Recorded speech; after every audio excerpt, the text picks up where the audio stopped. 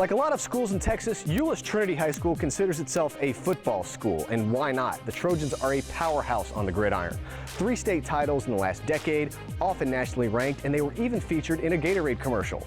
But these days on the Trinity campus, there is a 7-footer who is making the Trojan basketball team quite a story. A little over a year ago, Myles Turner was relatively unknown, not even nationally ranked by most recruiting services. Today, he's one of the top players in the country.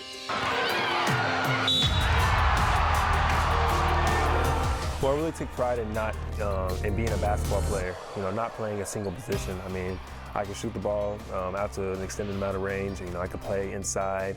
I can, defend the perimeter and play and guard the paint as well. So I really pride myself in being just an all-around basketball player, not just a center.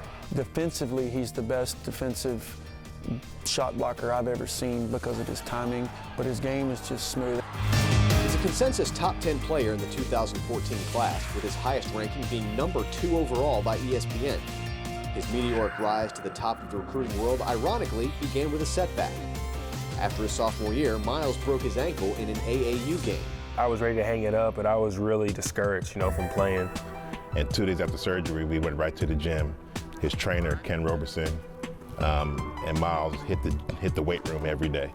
And Myles was just so dedicated that he stayed at it, and he put on about 20 pounds of muscle. He grew about 4 or 5 inches.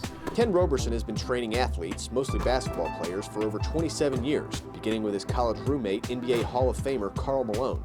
Since then, he's trained Dallas area prospects like Larry Johnson, LaMarcus Aldridge, and Chris Bosh.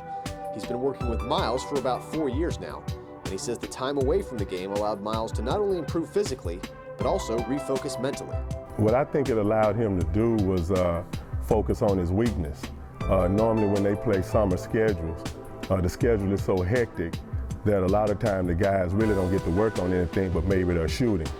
But having that summer off, it allowed him to work on all his weaknesses. When he was finally back to 100%, Myles was a taller, stronger, shot-blocking machine with an outside shot. And scouts saw potential that simply wasn't there before the injury. And Euless Trinity has reaped the benefits. Last year, the Trojans made just their 10th playoff appearance since the school opened in 1968.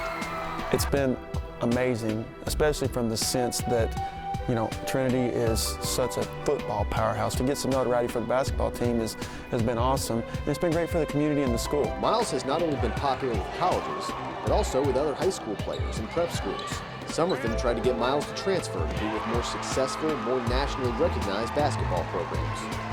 We've always raised Myles to be independent and try to help him make better decisions and make decisions on his own. And we were really proud of the fact that he made a decision to stay at Trinity for the reasons that he made the decision, and that would be, he wanted to finish what he started. I mean, they tried, and I guess what I appreciate about him and his family and his character is they wanted to stay here. He wanted to help put Trinity on the map. And that's just a sign of him and his character. I told myself, I'm not going to give up on this team or the school. I mean, we put way too much work in with each other. We're a big family here.